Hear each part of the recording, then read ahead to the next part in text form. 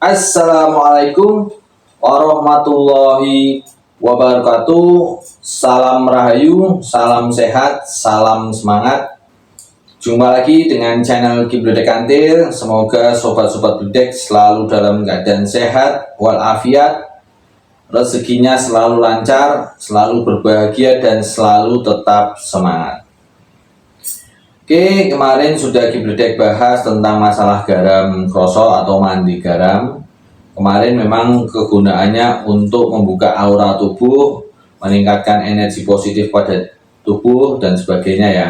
Kalian kalau yang belum nonton bisa cari di video Kibledek Kantil, ada di situ, tonton. Kalau yang sekarang mau Kibledek bahas itu masalah rumah. Jadi memang ada yang tanya ke Kibledek Kantil tentang rumahnya. Apakah itu perlu di ruqyah lah, rumahnya perlu di ruqyah enggak, semacam tubuh manusia itu perlu untuk kayak mandi garam enggak. Oke, ada memang tanda-tanda rumah yang memang perlu kita ruqyah dengan garam kroso. Garam kroso itu sebenarnya hanya salah satu media ya, salah satu media, namun nanti tetap Kibledek jelaskan ya. Jadi memang ada rumah-rumah yang memang kondisinya perlu diruqyah. Ini ciri-ciri rumah yang perlu diruqyah. Yang pertama itu rumah itu hawanya terasa panas. Jadi rumah itu hawanya terasa panas meskipun rumah tersebut pakai kipas angin atau pakai AC ya. Di sini bukan hawa sumuk semacam biasanya manusia normal, itu bukan. Cuman di sini hawa ini terasa di hati. Jadi hawa panas itu akan menyebabkan penghuni rumah itu tidak betah di rumah, atau kemerungsung atau semacamnya, tidak betah, tidak suka tinggal di situ lama-lama di rumah tersebut. Padahal dia yang punya atau penghuni rumah tersebut. Itu juga ada tanda lagi, penghuni rumah sering bertengkar. Bertengkarnya kadang juga tidak ada masalah sebenarnya, cuman kadang tahu-tahu bertengkar karena hawanya panas ini membuat emosi manusia itu saling meluap-luap. Jadi penghuni rumah ini emosinya kadang tidak terkontrol ya, karena hawa panas pada rumah tersebut. Di samping itu juga penghuni rumah itu sering sakit-sakitan atau sakit mendadak yang tidak tahu sebabnya, tahu-tahu sakit, terus sering sakit, gampang sakit lah, intinya gampang sakit. Itu rumah yang memiliki hawa panas itu akan menyebabkan penghuni rumah tersebut ya semacam itu, gampang sakit, mudah emosi, mudah marah, terus tidak jenak, maksudnya tidak betah di rumah dan sebagainya. Itu ciri-ciri atau tanda-tanda kalau rumah tersebut hawanya panas.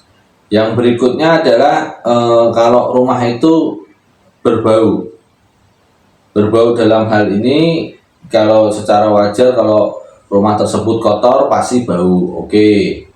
Rumah itu tidak terawat pasti bau. Di sini bau ini meskipun rumah itu ditata rapi, tertata bersih, cuman kadang ada bau-bau yang tidak sedap ya. Bau-bau yang tidak sedap, kadang bau anyir, kadang bau semacam lembab. Jadi kalau kalian pernah masuk ke rumah kosong yang tidak pernah ditinggali orang, itu baunya lembabnya semacam itu. Jadi semacam kayak itu bau dari jamur-jamurnya ya. Kalau di sini kan rumah tersebut meskipun dihuni terus tertata rapi, setiap hari dibersihin, tapi kok masih ada bau semacam anyir, bau semacam kayak rumah kosong gitu, terus bau badak dan sebagainya. Jadi tahu-tahu baunya itu kadang lewat, kadang tidak, kadang lewat, kadang tidak. Memang tidak langsung bau terus enggak, cuman kadang lewat, kadang tidak. Itu sebenarnya ada bangsa-bangsa halus itu yang ada di rumah tersebut. Nah, yang ketiga ini adalah sering terjadi gangguan ya. Gangguan ini berarti kan sudah mulai ngeliatin, udah mulai agak lebih parah. Tadi kalau yang pertama hawa itu rumah panas, penghuni rumahnya itu pasti sering bertengkar. Kedua mulai ada bau-bauan. Nah, yang ketiga ini kadang kalian melihat semacam sekilasan cahaya, kadang ada sekilasan penampakan, kadang ada benda-benda yang bergerak sendiri, bergeser sendiri. Kalian mau percaya atau enggak, mungkin kalau yang sudah pernah mengalami pasti akan percaya kalau memang kadang benda-benda itu kadang bisa bergerak sendiri. Memang makhluk halus itu tingkatan energinya juga beda-beda ya. Kalau tingkatan energinya rendah, dia menggerakkan barang juga tidak bisa. Namun kalau tingkatan energinya tinggi, dia bisa menggerakkan barang di samping untuk menunjukkan wujudnya. Sebetulnya wujud yang ditunjukkan itu berdasarkan persepsi yang melihat ya. Jadi kalau kita di bangsa Indonesia itu persepsinya yang dilihat pocongan, kuntilanak dan sebagainya, itu karena kita persepsinya sudah terbentuk kalau hantu-hantu di Indonesia semacam itu. Tapi kalau di luar negeri, mungkin di Cina itu mungkin vampir, terus semacam-macam hantu-hantu yang semacam yang di Cina ya. Kalau di Barat mungkin lebih modern lagi hantunya dan semacam itu.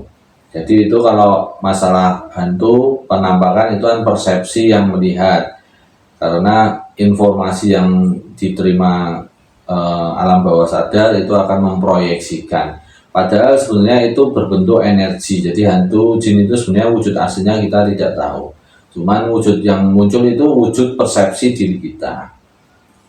Oke, itu tadi 3 tanda-tanda rumah yang harus diruqyah.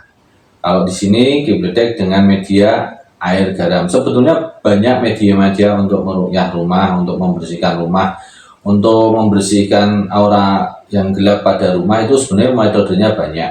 Cuman di sini Kibledek memakai media air garam. Oke, jadi yang pertama tadi kalau hawa rumah itu panas, tanda kutip bukan hawa semacam cuaca ya, bukan. Di sini hawa itu terasanya ada di hati. Jadi sering bertengkar karena sering emosinan, sering sakit-sakitan, semacamnya ya, tidak betah di rumah karena mungkin merasa rumah itu tidak nyaman dan sebagainya, tidak betah. Lalu mulai tertimbul bau-bauan, terus baru mulai terlihat tadinya terlihat kilasan-kilasan cahaya, terus mulai ada gangguan lain sampai ke benda-benda yang bergerak dan sebagainya. Oke, itu tanda rumah ya, 3 tanda besar untuk rumah itu perlu diruqyah. Caranya bagaimana? Cara yang sering Kibledek lakukan adalah kalian boleh pakai media garam secara yang basah, yaitu dicampur dengan air, atau media garam kering, jadi ambil saja garam krosok. Oke, kita sama-sama untuk rumah kita doakan. Pertama tetap baca Bismillahirrahmanirrahim. Terus kalian baca surat Al-Fatihah 7 kali. Kalau berikutnya kalian bisa baca surat Al-Anas, Al-Falaq, atau surat ayat kursi. Kalau kalian mau membaca surat Al-Anas, Al-Falaq itu masing-masing 7 kali. Kalau kalian baca ayat kursi itu ya sekitar 40 kali. Jadi kalian boleh pilih bacaannya. Untuk yang pokoknya yang pertama Bismillahirrahmanirrahim, terus surat Al-Fatihah kalian baca, surat Al-Anas dan Al-Falaq masing-masing 7 kali. Jadi Al-Fatihah 7 kali, Al-Anas 7 kali, Al-Falaq 7 kali. Atau kalian juga bisa menggunakan doa yang kedua, yaitu Bismillahirrahmanirrahim, surat Al-Fatihah, terus ayat kursi 40 kali. Jadi Al-Fatihah 7 kali, ayat kursi 40 kali. Kalian habis dibacakan doa tersebut, kalian sebar di depan rumah dan belakang rumah. Depan rumah mulai dari kanan ke kiri, terus kanan, belakang, kiri. Kalau untuk yang media air, media garam basah ya, karena sudah dicampur air, itu sebar di depan rumah sama, cuman nyebarnya beda. Kalau yang pakai garam kasar ditaruh kanan terus disebar terus kiri itu. Kalau air ya sebenarnya hampir sama sih, cuman yang kalau air digebyur-gebyurin saja ya. Oke, itu ikhtiar untuk membuka aura rumah, untuk meminimalisir atau menghilangkan gangguan-gangguan yang ada di rumah. Kalau mungkin masih taraf rendah, mungkin hawanya masih agak panas, itu bisa kalian gunakan. Itu mungkin efeknya baru berapa kali kalian gunakan sudah mulai terlihat. Namun kalau sudah sampai ke gangguan yang lebih dalam, itu yang mungkin butuh beberapa kali ya, butuh proses. Oke, itu adalah cara atau ikhtiar untuk meruqyah rumah, ikhtiar sendiri ya, kalian bisa lakukan sendiri di rumah kalian ya. Jadi kalau sudah kalian lakukan, kalian bisa rutinkan mungkin seminggu sekali atau seminggu 2 kali, tergantung kalian merasa pasnya di mana.